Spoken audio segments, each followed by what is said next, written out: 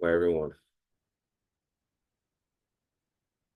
All right. So again, today we're talking introduction to database administration. Our whole objective is really exploring the concept of a career in data and why it's important, and then how to get started. It's our program. This workshop is designed for anyone who doesn't have any prior technical experience. So if that's you, then this is great. It's very foundational concepts that we're discussing today, and then looking at and exploring the opportunities. So we try to do these things to. We have these workshops every month. It's a way to expose exactly what opportunities exist.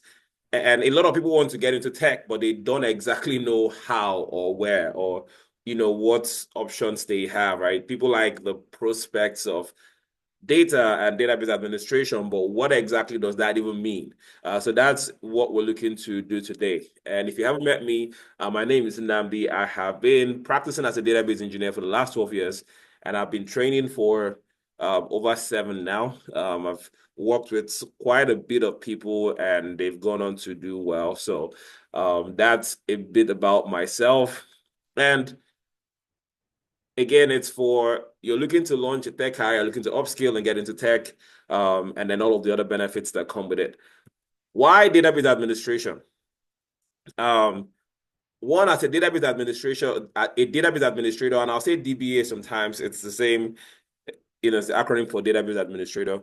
Um, it's one of those sought after skills or technologies. If you are a data expert, people worry about the effect AI, artificial intelligence, will have on jobs and tech jobs, right? We've heard the Facebook founder saying they are building robots, AI that will replace some developers. And that is true because most of what it will replace will be front end stuff, right? Mundane, repetitive things that you can program and give specific outcomes. But even for AI, the back end of it is still powered by data. Every business runs on data, and I'm going to talk about this more. So people with data skills will always be in demand, right? That part is it's a given. People with data skills are always going to be in demand. So you're going to always sought after. It's not going away, no matter how much technology advances. It's still going to be on the back of data. So database administration is an excellent career path for anyone looking to explore tech. The work we do is meaningful. Right. A lot of people can answer the question about how does my work impact this business? If I am not here today, what effect does it have on the business? And how this company goes, right? For us, that's a question we have an answer to, right? What we do directly impacts how business functions. I always say if data is compromised, that's the business being compromised, regardless of what they do. Whether it's a hospital, think about it. Hospitals, banks, financial institutions, retail. If their data is compromised, that's the business. All right. So what we do is relevant across the board in every organization. We get to earn well. It pays well. I don't care about how passionate anybody is about anything. If it's not paying your bills, then it's not going to, that passion is not going to be a passion for too long. But that's a blessing for us here is we get to get well, it's well paid. We get that flexibility to work from home. There's a lot of transition back to office. But because we don't necessarily work conventional schedules, there might be a deployment after hours. There are other things that happen that give us that flexibility to negotiate our schedule. So we get that work-life balance. We get some of that hybrid opportunity, and then there are still several jobs that are flat out just remote jobs.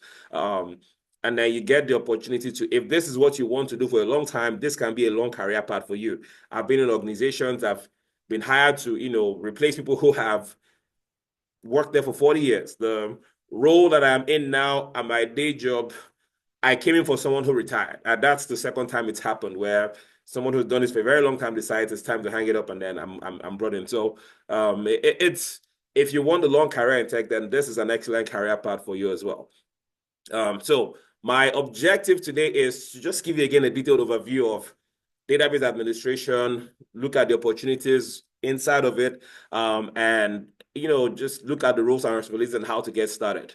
So that's what we're looking at today. But we'll jump right in now. As we go on, if you have questions, please put them in the chat, and I will answer them. This is live, so you're not watching a recorded session, you're not watching a replay. So I'm going to take time to answer every question. If you have any questions as I go on, or you think of something, maybe you had a question even before coming in here, put it in the chat and I'll take time to answer questions at the end. Now let's start with database. All of that stuff on the slide is fine and good. The simplest way to define it is anywhere we can store information is a database, right? If you can store information in that thing, it's a database. So think of your phone, think of you have a document folder where you store important files. You have a briefcase, you have your computer, all of those things, because you're storing data. You think of, back in the day with hospitals, it's evolved now with electronic medical records. But before, when I was a lot younger, you'd go to the hospital and then they had files or folders for everyone. And there will be this shelf of files when you go to see a doctor, and they'll go sort your file because it's sorted alphabetically. I interned in the hospital, so it was fun to see all of those things. And then I was really part of transitioning all of our paper, patient records into the software that the company acquired when I was there. So it was an incredible experience. But anywhere you store information is a database. Your mind, your brain is a database. So a database is anywhere we store information. Why are they important? We live in the data era. I'll put it that way, right? This is considered a digital age, and we generate data at an incredible amount. I'm recording this session right now. I am generating data. I am going to have to store it somewhere. It's saving to my computer, right? When you go run a query, when I say query, when you type a search in Google, you are running the query. And that's building into the data, whether you realize it or not, you're generating data by doing that because your behavior is being captured and saved somewhere. That is why Google can recommend to you what they feel like you like, right? Because they are storing your activity somewhere. All right, so you take pictures on your phone, you're generating data. You do transactions, you're generating data. You send somebody some money through Zelle, you're generating data. Pretty much every event we're doing is generating data that has to be stored, that has to leave. Every digital activity we do is generating data, right? And so organizations need or have to collect massive amounts of data. And so what we do is we are helping manage all of this. And this is where we come in. There's all of this data being generated regularly that's critical to businesses staying up and running. The database administrator's role is to ensure that, one, that data is secure, it's efficient, it's accessible, right? It's accurate. It's available to people when they need it. Imagine you say you do a transaction because I'm sending somebody in Texas $1,000, for example. Dollars, there's no physical cash moving from Atlanta to Texas. But what's happening is records are being updated at the back end and in both places to reflect that my account should be short of $1,000 and the recipient, the person I am talking to, I'm sending money to, should have an additional $1,000 in their account. So records are being updated. If that is not done efficiently, if it's not correct information, then the person might get $10 when I've had $1,000 deduction from my account. And so we are responsible for making sure things like that don't happen, ensuring that data is correct, it's accurate, it's safe, it's available when it's needed, it's available promptly, right? You do a transaction now in half a second, somebody in Texas receives their, the money that I've sent to them very fast. And so that's a high level way of describing what we do. We leverage our expertise in specific software platforms, right? A database administrator uses a tool called a database management system. People call them database platforms. You hear people say RDBMS, relational database management systems. Whatever you call it, you are proficient in a platform and you're leveraging that proficiency to help businesses manage their business critical data. So that's customer records, that's patient information for a hospital, that is client information, that's claims for insurance. That's every time you think of all the places you can think of data, that's retail transactions. All of that data, we are leveraging our expertise to help make sure that when transactions are going on, when patients are being seen, when insurance claims are being filed, it's happening efficiently, it's happening promptly. The data exchange is accurate and correct.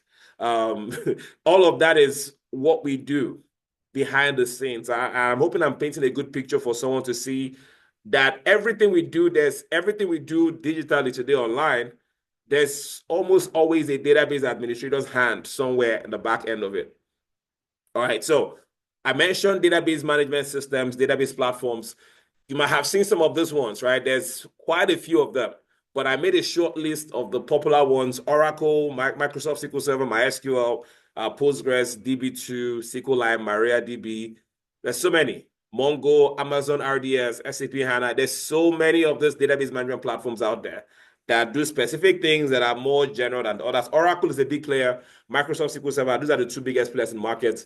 I'll say my MySQL is they stand third, but all of them have what they're doing. Amazon RDS, because of that platform, Amazon tries to use their platforms for everything. They try not to pay other people to use their platform. So anyway, there's so many of these platforms. So as a database administrator, your priority is becoming proficient in one of these platforms. There's no, you know how we have general specialists with doctors. That doesn't exist for database administrators. You have to be specialized, basically. You have to be a SQL Server DBA. You have to be an Access database administrator. You have to be a Oracle DBA. You have to be proficient in one technology. Now you can know more than one. You can be proficient in multiple. But you would see that most roles are very specific. They expect you to come in and be a Microsoft SQL Server DBA because that is the platform that's managing all of their data, or whichever one. So it's the foundation is picking apart, being proficient in one of these platforms. All right. So what are some of the essential skills you need to be a DBA? You need your technical, like I said, it starts from the technical proficiency. And I just made a very boring checklist here, but I'll talk more a bit about all of these things. You need to be technically proficient in one of these platforms that I showed you right now, right? You pick apart Oracle, Microsoft SQL Server. Like SQL Server has the widest range of opportunity in terms of, because it's accepted across the board, across multiple platforms, and then Windows is the most popular operating system. The second closest one is going to be the Mac operating system, and it doesn't do this type of stuff, right? So Microsoft SQL Server is by far the most popular one in terms of opportunity. So that can be a basis for you making a choice on what career path to take. Oracle is popular as well, but it's popular for security, for data volume, right? And so if that's the line of work you want to go into, right, you see there are fewer Oracle DBA jobs, but they pay higher. So those are considerations you need to have. But the first thing is that when you identify a platform where you want to focus in on, where you want to specialize on, then you go build your technical proficiency in that platform, if that makes sense, right? You have to go become proficient in, SQL Server to become a SQL Server DBA. And then once you've built your technical proficiency, other skills there are non-technical skills that will help you be successful. And there's so many of them, but I honed in on your analytical skills because there are always multiple ways to solve a problem. Majority of what we do as database administrators is maintenance and support, right? There's the part where we're doing design, but that's more high level, that's higher level. There's implementation where we're taking the designs and then we're making them happen. We are building out the servers, we are creating the databases, we are, scheduling, we are configuring jobs and processes. But those are one-time things for the most part. Once you've configured an environment or a database server, created an infrastructure, the work is supporting it every day. The work is when people have to, who want to see their medical records and it's taking too long to load.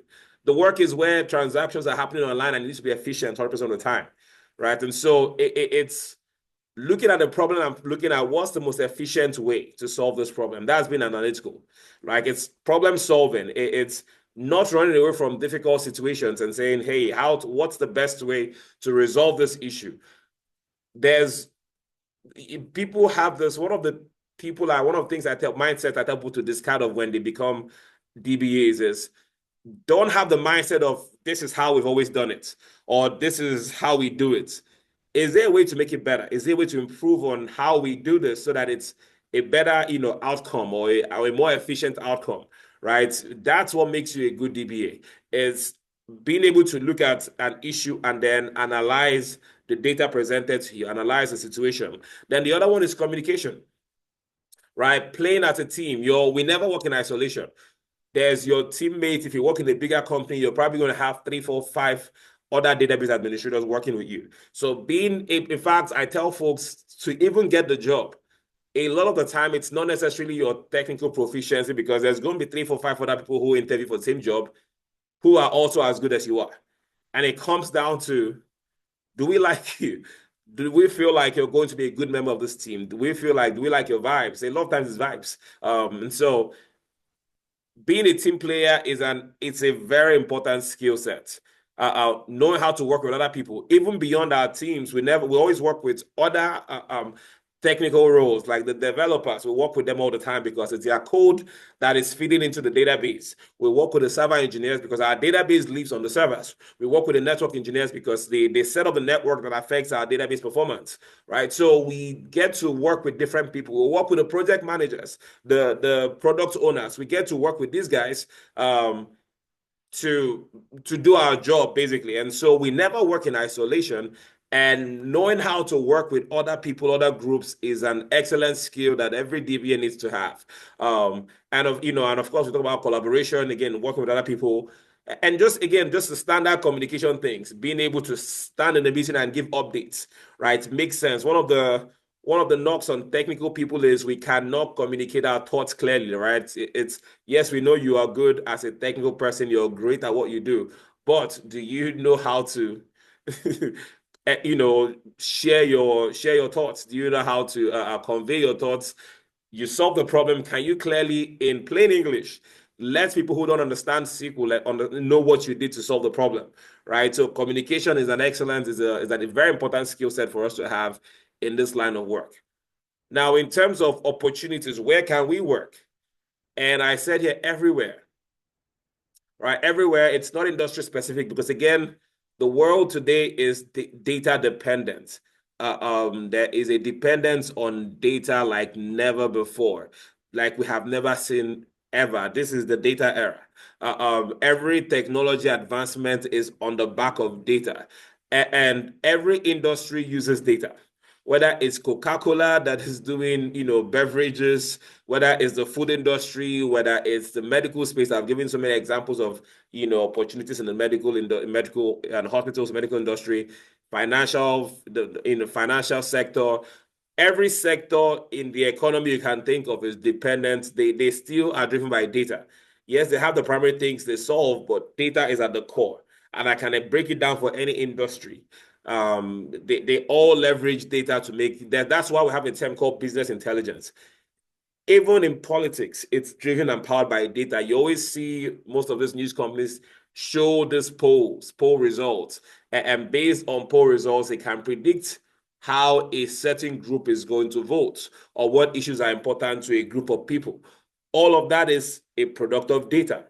All right, so data is applicable everywhere. And that means there's opportunities for database administrators in every industry, right? It's not industry specific.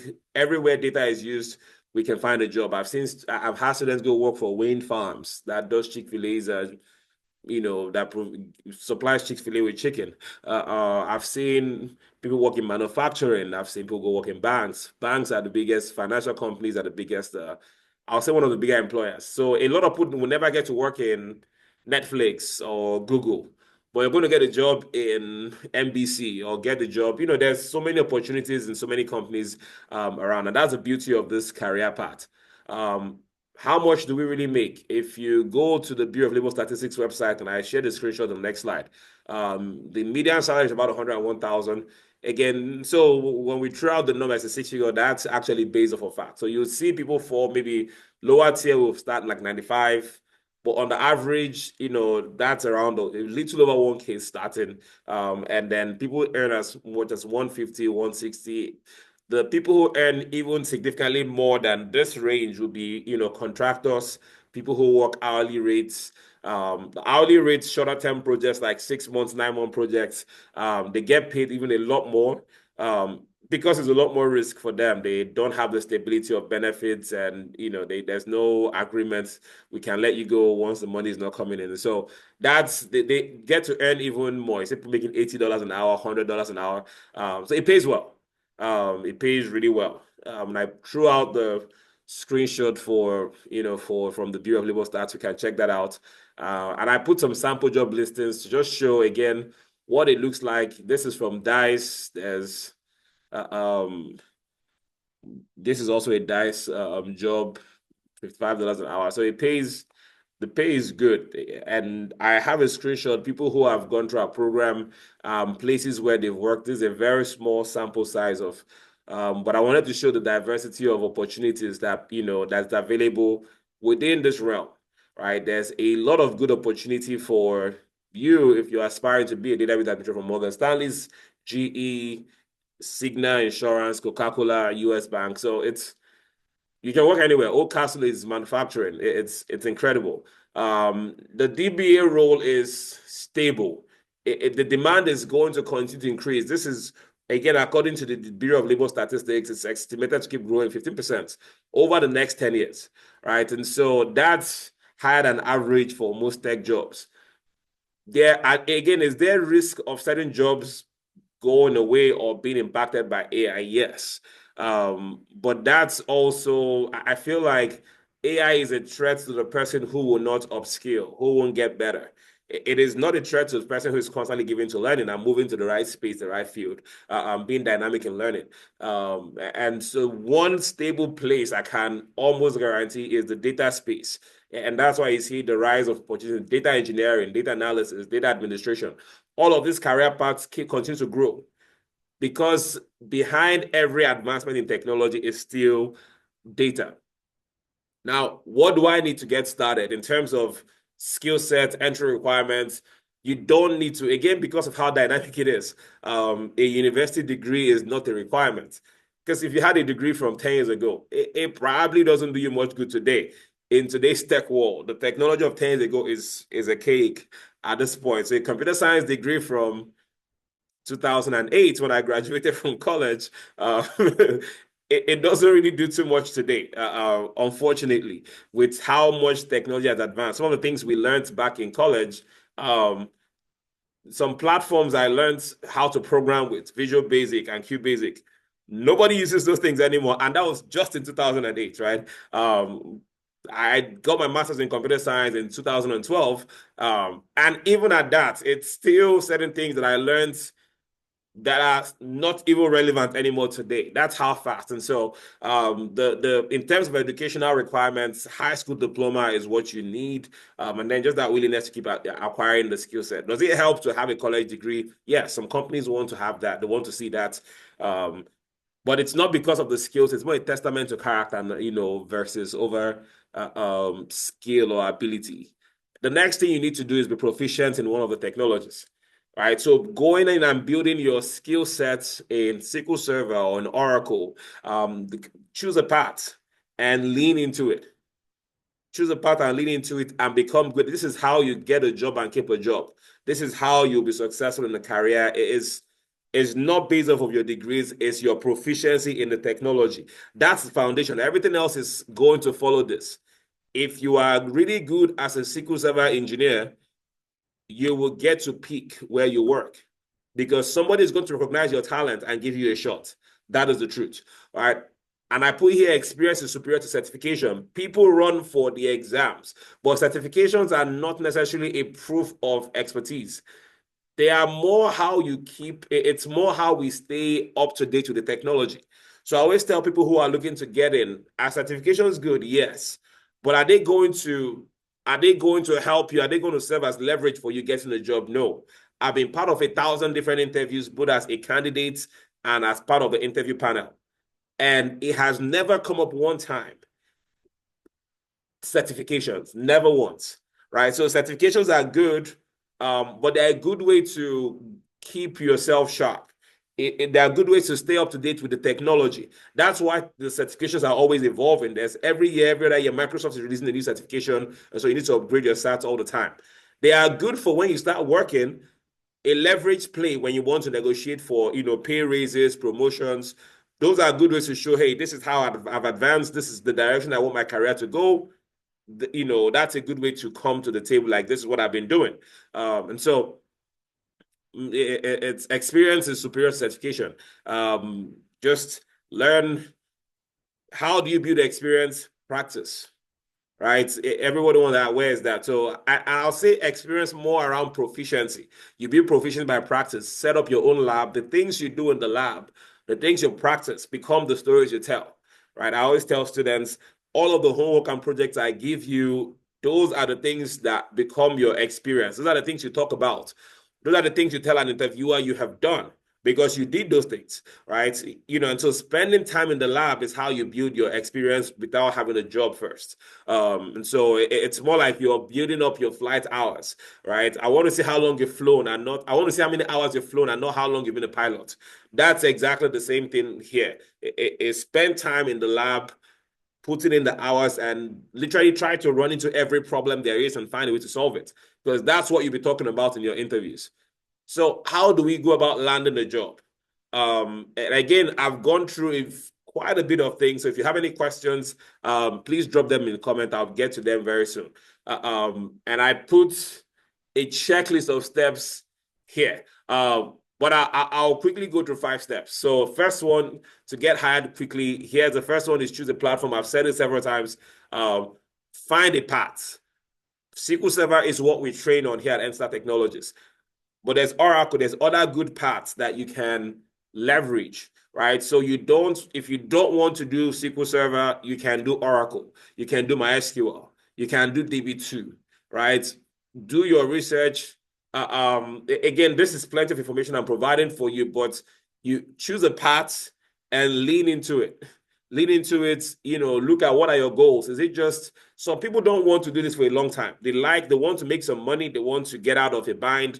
They want to do a job where it pays me well. I have a project. Once it's done, I want to do my business, right? So whatever your goals are, do your research and then choose a path based on that, so that that's going to be what drives you every day during training. That will be what drives you when you start working. It's going to be, what am I trying to get out of this? Oh, I just want a stable career path. I want to work, make money, retire comfortably. Let that drive the career path you choose. All right, so choose a platform. Become proficient, like learn the platform. Please, that is the most important thing I want to take away from today, is if you become good at the technology, you will not look for work. That is it. You will not look for opportunities. I've been in the field for a little bit now, doing at least the last 12 years. Database administration, last 13, has been what I've done outside of teaching. And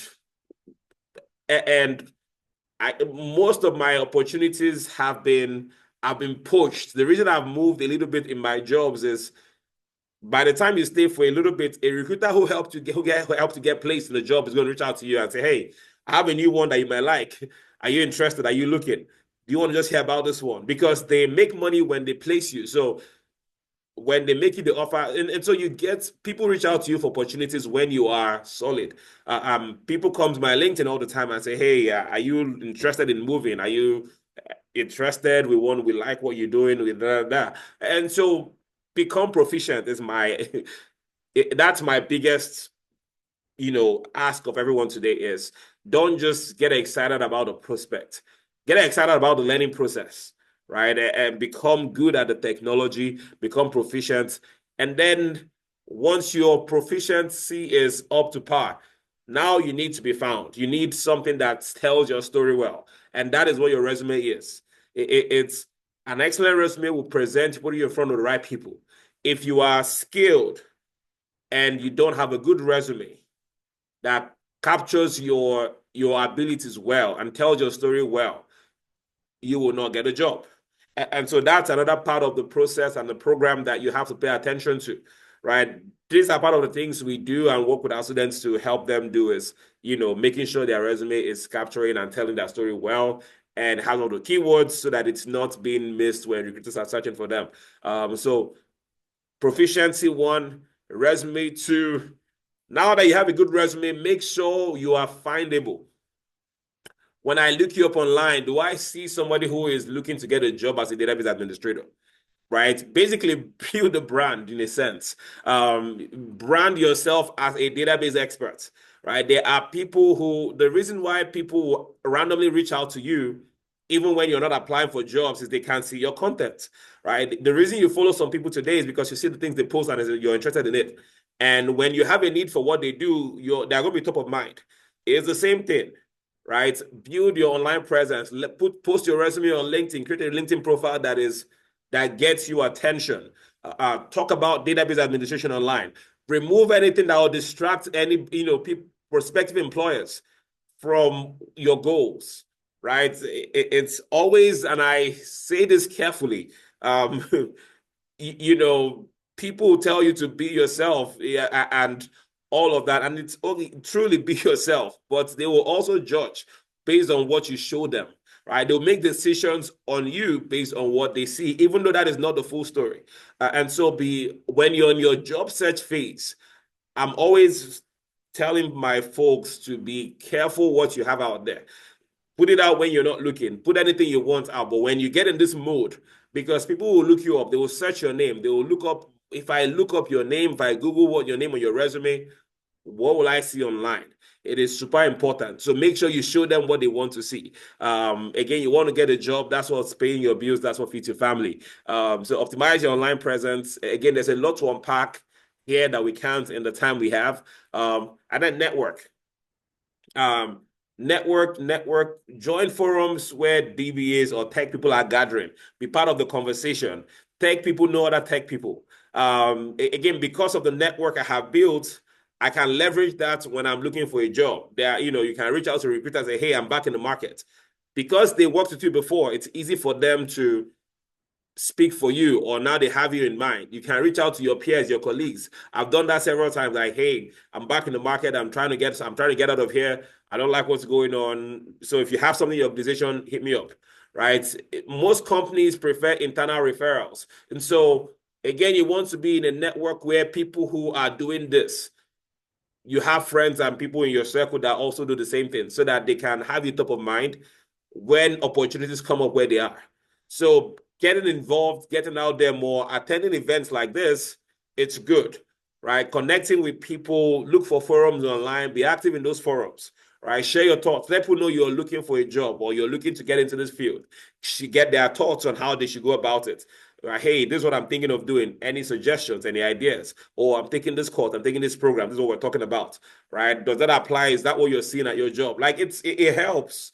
The more you are active in the community, of DBAs, tech community, the better your opportunities are. So don't just, play in isolation. Connect with other people. Get active on LinkedIn. Talk about what you're doing online on LinkedIn. Use LinkedIn. LinkedIn has this feature now where you can post articles. Share your thoughts on articles. You don't have to create your own, but you see an article on database administration, share it and give your own thoughts on that. That's how to engage with the community. So networking, community engagement, optimize your online presence. These are, again, a few things. And then there's beyond. Once that happens, now you're getting calls, you're talking to recruiters, you're getting interviews, and then you're getting a job, right? It's literally the process. Summarize. So it's not a complex process, but in between the summarized format is a lot of work. It's a lot of time. It's a lot of effort.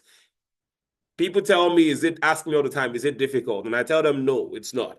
But it is tedious. It's a lot of time. It is hours of practice. The more time you put into this, the better you become, the faster you become good. And so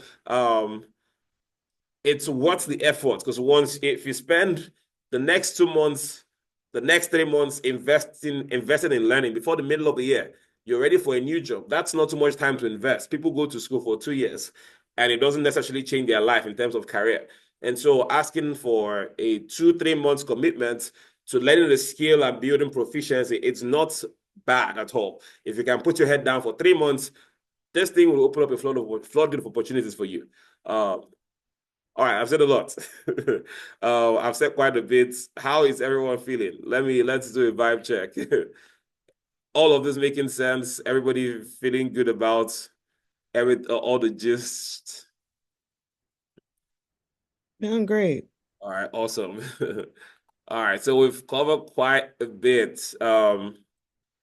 And so these are the things we've talked about. Now I want to talk your options. You what to do, how to proceed. I know I talked about you don't need a degree. But when I first started, when I first started my tech journey, there really wasn't any concentrations in data, right? When I got into college in 2003, there wasn't any, data. Now there are options where you can do a computer science, a computer engineering with, concentration in database management, right? So there's opportunities in getting into tech, to get in now by going back to school.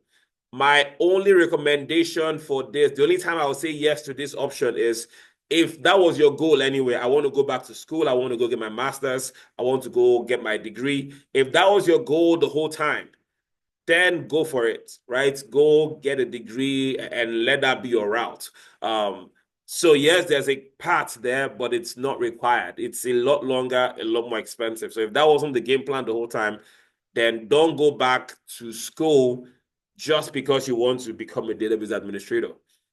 There's If that's your only objective, then that's too much of an investment. The other option, if you're already working somewhere, then you can start looking within your organization, explore, horizontal moves within your organization to get into IT, right? And so you can get into more monitoring tech support. So I'll give an example. I had two young men who worked at one of my companies before, one of the organizations where I worked, and they worked in the network operations center. So they were only doing monitoring, but they had interests in database administration. And what they did was they they basically spoke to their manager and told them their interest. And so what we had them do was, hey, when you do your monitoring, if you find any database issues, we gave them the tips. They started working with myself, um, to learn some of the smaller things for smaller issues. We let them handle them. We showed them what to do when some of those things came up. And that was their access point. At some point, both of them became very proficient. They went ahead and started interviewing. I started mentoring them beyond what the job was, and they ended up going on to different companies, to become data experts, database administrators. So that's a viable path. It actually work. If you're already working, then I'll say start from here. If you're already working somewhere, if you work in a big enough company where where you have departments, large enough for smaller companies, smaller employers, this might not be feasible, right? If you work for a smaller shop, it might not work. But for larger corporations that have multiple departments, a lot of structure, then this is a viable path. You just need to ensure that you're getting buy-in from your manager, from the DPA manager or IT, just there's a lot of other people that have to be in alignment with you, for this one to work. So it works, but it's a lot of things are outside of your control. The next one is career training programs. It's a faster way to do it. It's you basically taking a class, getting mentorship, getting your hand held through the journey, and getting the accountability, the brute force of just like, hey, this is what you need to do and you get it done. So that's more, tailored programs that's built for helping you get a job, not just teaching you the technical stuff. So it's that's the part we take at N-Star. That's what we do for people. There's so much we can do. Our programs are 8 weeks long for database administration. And that's we have a comprehensive program, 8 weeks long, and it's worked for again. I've been doing the training since 2018, and so we've actively helped. It's been longer than that, but we got our accreditation in 2018. So we've worked with quite a bit of people, and we've perfected the process. We know what the market is looking for, and so that's the part we recommend. And in I'll take the next 5 to 10 minutes to talk about our program if everyone is good with that. But if you have any questions, again, please drop them in the chat. I'll stop and I'll answer the questions. It's our certificate program. The reason why it's a certificate program is we have authorization with the state of Georgia, with the Post-Secondary Education Council here in the state of Georgia. So we have all the authorization to award certificates. We have to go through an authorization process every year to keep up with the standards they have for us. and we have to deliver the results we say we promise. And again, in 8 weeks, without having to go back to school, break the bank, we've reasonably priced the program. And we've designed it. We have a support to the employed program, our initiative, where we'll continue working with you until you get a job. And our program is based on 3 core pillars. The first one is the tech mastery phase. Like I said, technical proficiency is not negotiable. Everything else we do after that, if we skip the steps, I can build you a solid resume, get your phone ringing, get recruiters reaching out to you, even get you to interviews. If you somehow get a job, you will not last long on the job if you are not technically, grounded. And so the tech mastery phase is super important. That's where the work is. That's probably going to be the most difficult part of the training. Again, it's not difficult, it's tedious. I always like to make the distinction between those two. Difficult means it's hard to comprehend. And now, if you put in enough time, you're going to be good at it. People have come from different backgrounds, nursing, school teachers, just different realms, different walks of life, financial sector, and learn this and go on to do well. So it's not difficult. It just requires time. And then the next pillar of our training is our career launch framework. This is everything post the technology, outside of the tech. It's your resume, like we talked about. It's talking to recruiters. It's, how do we ensure that you stand out, that you are being found by people looking for your skill set? And then the next phase is our recruitment and hiring funnel, where you're looking to we're prepping you for how to handle those conversations with recruiters, with your interviewers, technical interviews, the in-person ones, how to handle everything. We go in depth into all of that. And so this is how the program is structured. It's virtual, our mentoring sessions, basically classes twice a week. Right now we do Saturday and Sundays, and all our trainings are recorded, so you have access to it for life. You have access to our community platform. We do projects that are, like I said, they're drawn from real world case studies from my experience, from students that I still support that always reach out and have questions. We keep working with them. And Veronica, I see your question. I'll get to that in a bit. We have unlimited support via Slack. We work with you again in depth in the job search interview process, and you have access to our alumni community. And then, of course, after graduation, ongoing support continues. Let me answer this question real quick. Are there platforms you recommend to gain hands-on experience aside from Portfolio that builds personal project ideas listed online? Well, I like SQL Server is what I play with SQL. SQL is my go-to because you can if you go to W3 schools, you can start practicing basic SQL skills on there, right? More of the coding side, the administration side, you can download free versions of Microsoft SQL from their website and start playing around. So you can start building some experience in SQL for free. W3 schools is where I'll start from, w3schools.com. And you're on the platform. So it's not the W3 schools has a simulated environment. It's not the SQL platform, but it's the SQL platform in a sense. It does everything. There's no difference. It gives you that query interface to play and write scripts. But Microsoft will also give you, again, they have free versions of their software, of the SQL Server software that you can download and actually start. In fact, there's free sample databases online that you can download and use that to start playing and practicing. You just need to now start getting all of the free resources, YouTube, all of these places. Those are helpful. The only thing is, it's the putting it all together. But those are that's how I will go about if I wanted to start practicing and getting some knowledge. That's the route I'll go.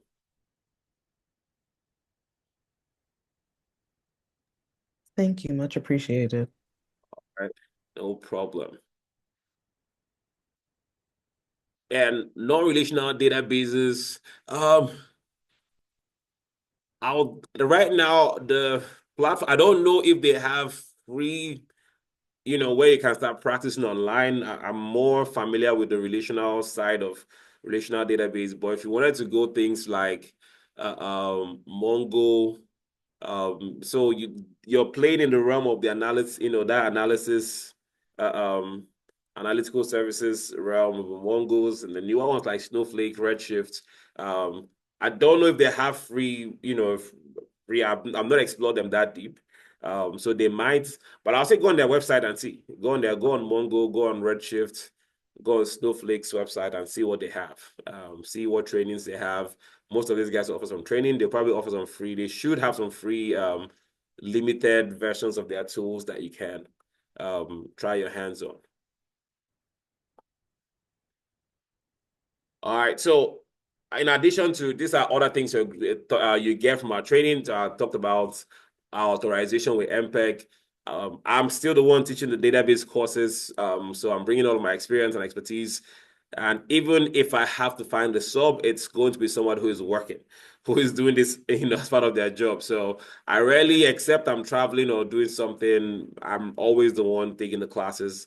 But on a few occasions that I've brought in people to come in, it's still, I make sure I find very proficient people to come and who know what they're talking about, who have experienced what they're going to be saying and not just reading off a script. We walk you through all of this, and I won't read through every point in that. But again, our goal is to be able to take you from classroom to the job, and make that transition very seamless. So we want you to take the guesswork out of your career journey and then just enjoy what you do. That's our mission. That's primarily my mission here at Enstar, is making sure people are doing what they enjoy and it's not costing them their life and livelihood. We have another question. I've noticed, yeah, Snowflake is getting popular. I've noticed that a lot of DBA job descriptions require some kind of cloud database administration experience. Is that including this training? We introduced the cloud a little bit. My cloud is, so when people talk about the cloud is a platform for server administration. SQL Server is backend, is database. Oracle is database. But when you start looking at the cloud, that's infrastructure. When you look at virtualization, that's infrastructure. So they want you to have some familiarity with how databases, work in the cloud. And not necessarily you becoming a cloud architect or a cloud expert, because it's a whole different career paths, right? There are people who that's their job is to design servers in the cloud, provision servers in the cloud, make sure it's efficient, all of that. We need to know the foundations. And so we introduce those to you. We lay the foundations to help you be able to manage. But once you manage your database in the cloud, but once you get on the cloud, you are pretty much solid. Yeah. So high level introduction, yes, but we're not going to do in-depth AWS because then we're now going into infrastructure, and that is taking you off course.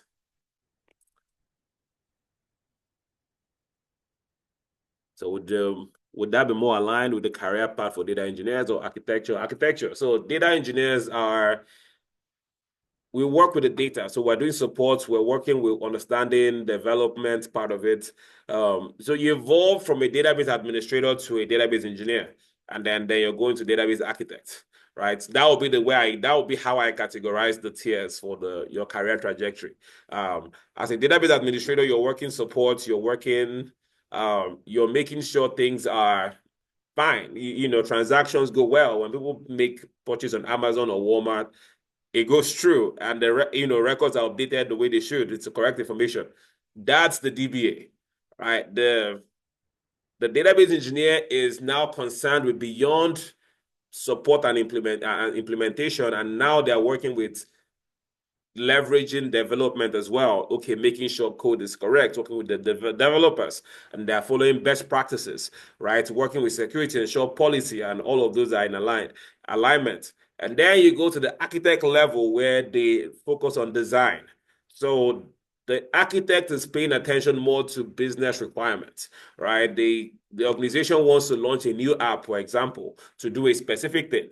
The architect is going to look at that objective, the business requirement here for this app to work.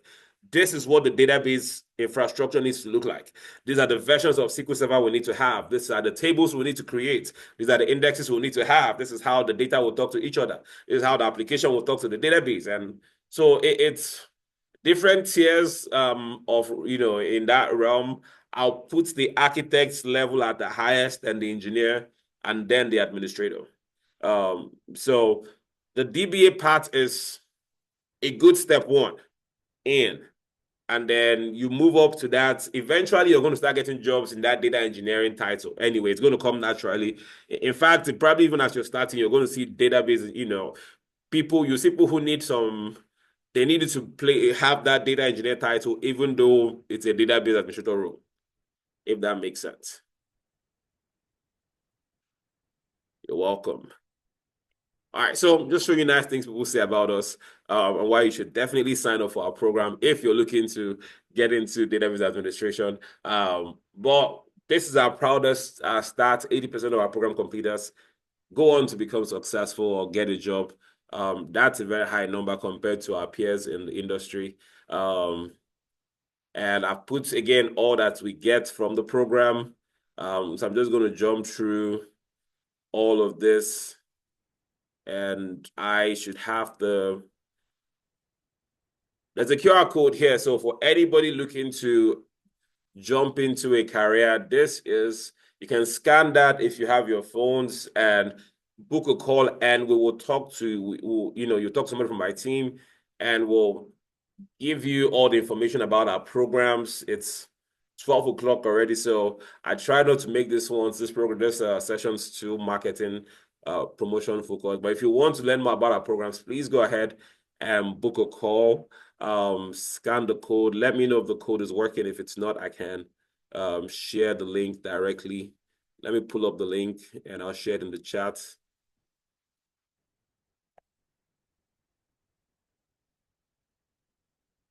All right, awesome. Yeah, so book a call and just let us know, and then we'll let's have a conversation, and if you want to still get more answers, we can just let Rosie know. She's the one you're likely going to talk to, and I don't mind getting on a quick call, to have additional conversations. But I'll stop here because our time is past. Before we drop, I need us to do me a favor, if you can, just put, if you found this informative, just put a share. I want to see your thoughts in the chat. I know we've lost a few people already, but let me know what you think about the workshop. Was this beneficial to you? I mean, I saw some questions, so that's good feedback. Was this instructive? Was this helpful? Did this kind of help, you get better alignment in terms of your thought process around career change?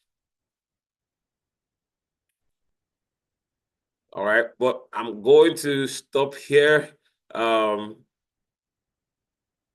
Thank you guys. So I'll see you on the call. I'll see you in class. And I hope we stay in touch. Well, send us a message, and let's talk. On the page, that's our email address. I check the email myself. So if you want to send an email, please go ahead and send an email as well. But if you want to talk to a real person, book a call, and we will share all of that with you. Thank you all so much for your time, for sharing some of your Saturday with me, and we'll continue talking. I'll see you all on the other side. Thank you. Have a wonderful rest of your day and enjoy the festivities. I will. Let me go and start making up.